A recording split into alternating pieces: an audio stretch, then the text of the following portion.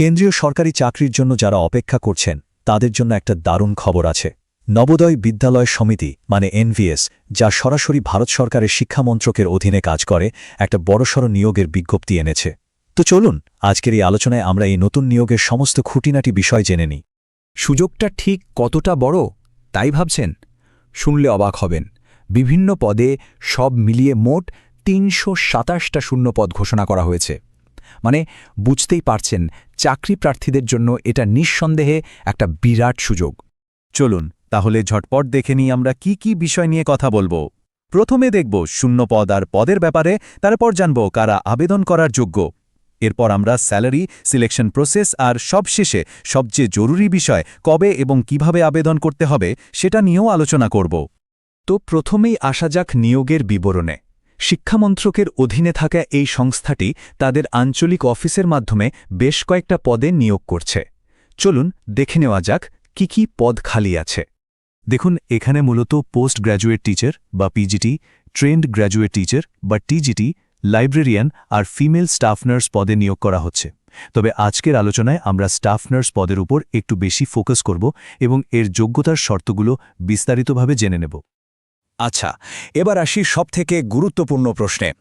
এই যে staff nurse পদের কথা বলছি, এর জন্য কারা আবেদন করতে পারবেন? চলুন যোগ্যতার শর্তগুলো এক এক করে দেখে নেওয়া যাক।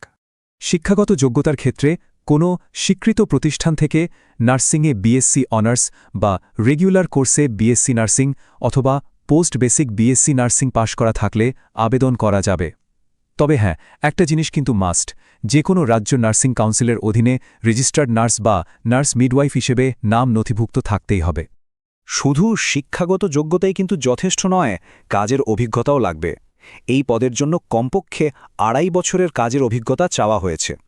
কিন্তু একটা প্রশ্ন আছে, এই অভিজ্ঞতাটা ঠিক কখন থেকে গোনা হবে? চলুন পরের ধাপে সেটা একদম পরিষ্কার করে বুঝে নিই। এই জায়গাটা কিন্তু খুব ভালোভাবে মনে রাখতে হবে।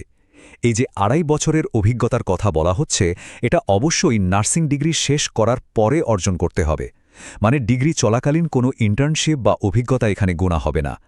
আর অভিজ্ঞতাটা কমপক্ষে ৫০ বেডের হাসপাতাল থেকে হতে হবে। বয়সের ব্যাপারেও কিন্তু দারুণ একটা ছাড় দেওয়া হয়েছে। আবেদনকারীদের বয়স ১৮ থেকে ৫০ বছরের মধ্যে হলেই চলবে, যা কিন্তু বহু প্রার্থীকে আবেদনের সুযোগ করে দেবে। যোগ্যতার পর এবার আসা যাক স্যালারির কাঠামোতে। এখানে পোস্টিংয়ের জায়গার ওপর ভিত্তি করে ২ ধরনের বেতন আছে। একটা হলো সাধারণ এলাকার জন্য, যাকে বলা হচ্ছে নর্মাল স্টেশন, আর অন্যটা একটু দুর্গম বা বিশেষ এলাকার জন্য, যেটাকে বলা হচ্ছে হার্ড স্টেশন। দেখুন, বেতনের পার্থক্যটা বেশ চোখে পড়ার মতো। যেমন স্টাফ নার্স, টিজিটি বা লাইব্রেরিয়ান পদের জন্য নর্মাল স্টেশনে মাসিক বেতন যেখানে ৩৪,১২৫ টাকা, হার্ড স্টেশনে সেটাই বেড়ে দাঁড়াচ্ছে ৪০,৬২৫ টাকা, মানে প্রায় ৬,৫০০ টাকা বেশি। পিজিটি পদের ক্ষেত্রেও বেতনের পার্থক্যটা একই রকম। বেশ ভালো স্যালারি, তাই না? কিন্তু এই চাকরিটা পেতে হলে কোন ধাপ পেরোতে হবে? চলুন এবার সিলেকশন প্রসেস আর প্রস্তুতির বিষয়গুলো একটু দেখে নেওয়া যাক। চূড়ান্ত সিলেকশন একটা লিখিত পরীক্ষা অথবা সরাসরি ইন্টারভিউর মাধ্যমে হতে পারে। বোর্ড এখনও এই ব্যাপারে ফাইনাল সিদ্ধান্ত জানায়নি, তাই আবেদনকারীদেরকে কিন্তু অফিসিয়াল ওয়েবসাইটে একটু নজর রাখতে হবে যে কোনো আপডেটের জন্য। যারা পরীক্ষার জন্য প্রস্তুতি নেবেন ভাবছেন, তাদের জন্য বলি, একটা নির্দিষ্ট সিলেবাস দেওয়া হয়েছে। স্টাফ নার্স পদের জন্য মূলত নার্সিংয়ের কোর বিষয়গুলোর উপর জোর দিতে হবে। যেমন ধরুন মেডিকেল সার্জিক্যাল নার্সিং, মিডওয়াইফারি এবং হিউম্যান অ্যানাটমি।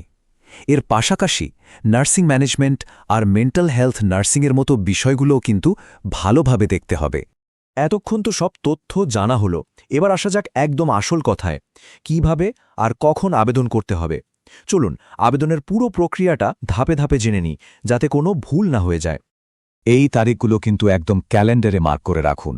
বিজ্ঞপ্তি প্রকাশিত হয়েছে ৩ এপ্রিল। আবেদন প্রক্রিয়া ৪ এপ্রিল থেকে শুরু হয়ে গেছে, আর শেষ তারিখ হল ১৭ এপ্রিল ২০২৬। তার মানে হাতে কিন্তু খুব বেশি সময় নেই, তাই দেরি না করাই ভালো। শেষ করার আগে আরও কয়েকটা জরুরি তথ্য। আবেদন কিন্তু শুধুমাত্র অনলাইনে navodaya.gov.in ওয়েবসাইটের মাধ্যমেই করা যাবে। আর একটা কথা, এই নিয়োগটি কিন্তু ২০২৫ থেকে ২০২৭ শিক্ষাবর্ষের জন্য চুক্তিভিত্তিক বা কন্ট্রাকচুয়াল। আর এই নির্দিষ্ট শূন্য পদগুলোর জন্য পোস্টিং হবে মূলত রাজস্থান, হরিয়ানা এবং দিল্লিতে। তাহলে নবোদয় বিদ্যালয় সমিতির এই নিয়োগ প্রক্রিয়া সম্পর্কে সমস্ত গুরুত্বপূর্ণ তথ্য তো আমরা জেনে নিলাম। এখন সিদ্ধান্ত নেওয়ার পালা। সব শোনার পর কি মনে হচ্ছে? এটাই কি হতে পারে আপনার পরের পেশাগত পদক্ষেপ? যদি উত্তরটা হ্যাঁ হয়, তাহলে আর দেরি না করে সময়সীমার মধ্যে আবেদনটা করে ফেলাই কিন্তু বুদ্ধিমানের কাজ হবে।